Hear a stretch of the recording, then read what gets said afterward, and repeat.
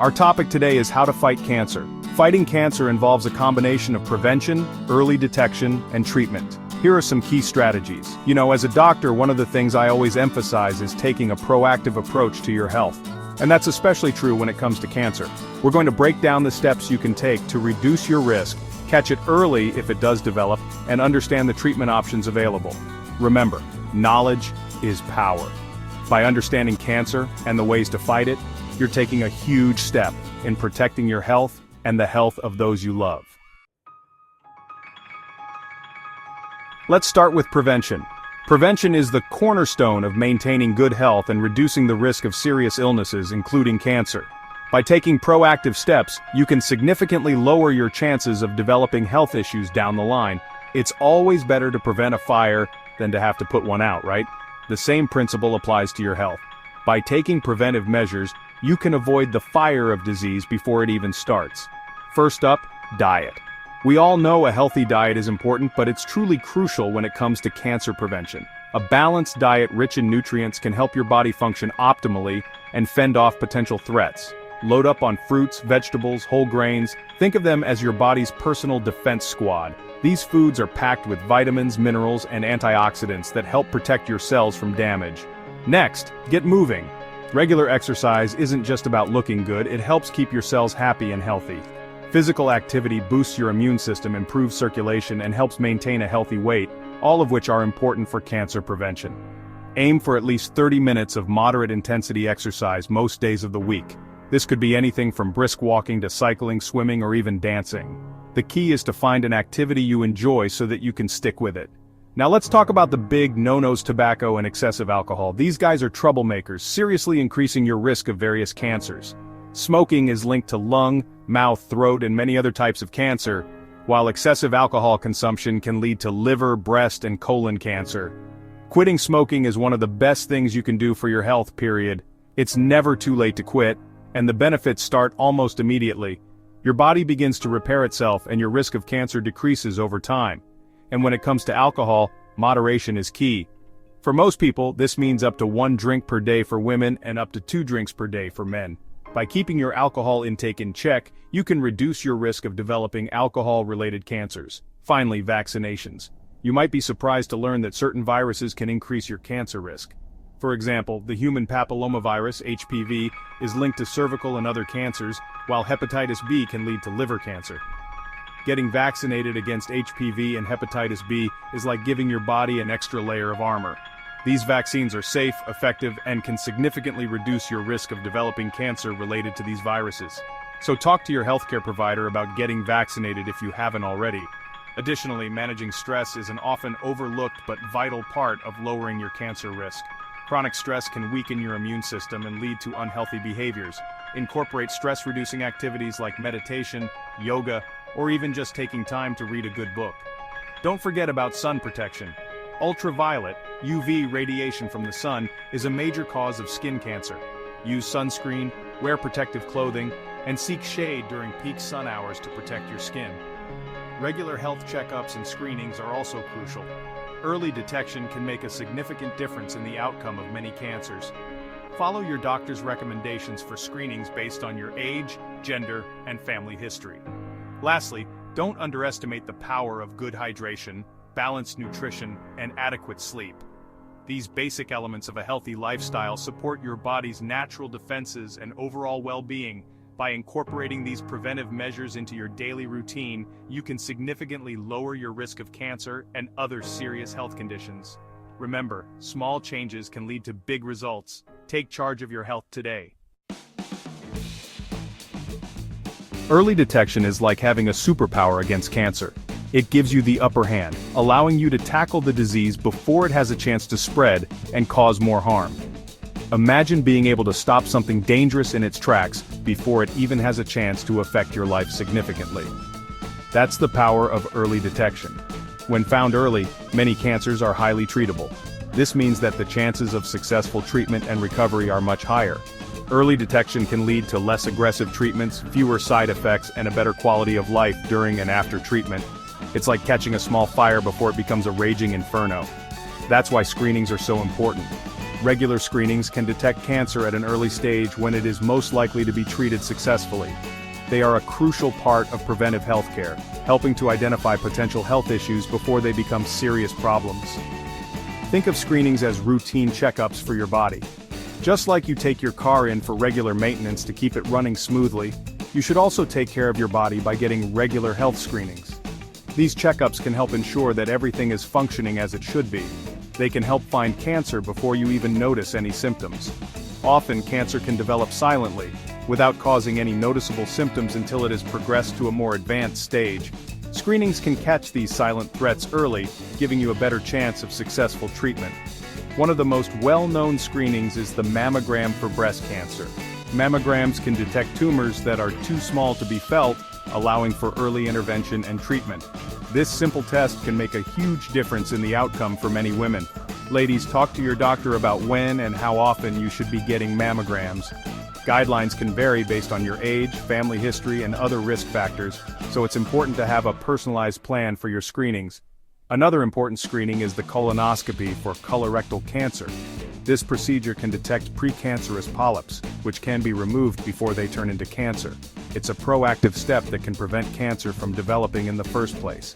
It might not be the most glamorous procedure, but trust me, it's a lifesaver. Colonoscopies can catch colorectal cancer early when it is most treatable, and they can even prevent cancer by removing polyps before they become malignant. These are just two examples, and the specific screenings you need depend on your age, gender, and family history. There are many other types of screenings available for different cancers, such as skin cancer, prostate cancer, and cervical cancer. Each type of screening has its own guidelines and recommendations. Talk to your doctor about what's right for you. They can help you understand which screenings are appropriate for you based on your individual risk factors and health history. Taking this proactive step can make a significant difference in your long-term health and well-being. Now let's talk about treatment options. When faced with a cancer diagnosis, it's crucial to understand the various treatments available. Each option has its own benefits and potential side effects, and the right choice for you will depend on multiple factors, including the type and stage of your cancer, your overall health, and your personal preferences. Let's explore these options in more detail. If you or a loved one is diagnosed with cancer, it's natural to feel overwhelmed. The initial shock and fear can be paralyzing, but it's important to take a step back and gather as much information as possible. Understanding your diagnosis and the available treatment options can empower you to make informed decisions and regain a sense of control during this challenging time. But remember, knowledge is power. Educating yourself about your condition and the treatments available can help alleviate some of the anxiety and uncertainty. There are numerous resources available, including books, reputable websites, and support groups where you can learn more about your diagnosis and connect with others who are going through similar experiences. One common treatment is surgery, where doctors remove tumors or affected tissues. Surgery can be a highly effective way to eliminate cancer from the body, especially if the cancer is localized and hasn't spread to other parts. Depending on the type and location of the cancer, different surgical techniques may be used, ranging from minimally invasive procedures to more extensive operations. This is often the first line of defense for many cancers. Surgery can provide a significant chance of cure, particularly when the cancer is detected early. However, it's important to discuss the potential risks and benefits with your healthcare team, as surgery may not be suitable for everyone, and recovery times can vary. Radiation therapy uses high-energy waves to target and kill cancer cells. This treatment can be used alone or in combination with other therapies such as surgery or chemotherapy. Radiation therapy is often used to shrink tumors before surgery or to destroy any remaining cancer cells after surgery. It can also be used to relieve symptoms and improve quality of life for patients with advanced cancer. It's like a microscopic beam that zeroes in on the bad guys. The precision of radiation therapy allows doctors to target cancer cells while minimizing damage to surrounding healthy tissues. However, patients may experience side effects such as fatigue, skin irritation, and changes in the treated area, which should be discussed with the healthcare team. Chemotherapy uses drugs to kill or slow the growth of cancer cells. These drugs can be administered orally or through an intravenous IV line, and they work by targeting rapidly dividing cells, which include cancer cells. Chemotherapy can be used as a primary treatment or in conjunction with other therapies to increase the chances of success. It's a powerful tool, but it can come with side effects. Common side effects of chemotherapy include nausea, hair loss, fatigue, and an increased risk of infection. These side effects can vary depending on the specific drugs used and the individual patient's response. It's important to work closely with your healthcare team to manage these side effects and maintain your quality of life during treatment. Immunotherapy is a newer approach that harnesses the power of your own immune system to fight cancer. This innovative treatment works by stimulating the body's natural defenses to recognize and attack cancer cells. Immunotherapy can be used alone or in combination with other treatments, and it has shown promise in treating certain types of cancer that are resistant to traditional therapies. It's like giving your body's natural defenses a boost. By enhancing the immune system's ability to target cancer cells, immunotherapy can provide a more personalized and less invasive treatment option. However, not all patients are eligible for immunotherapy, and potential side effects such as inflammation and flu-like symptoms should be discussed with your healthcare provider.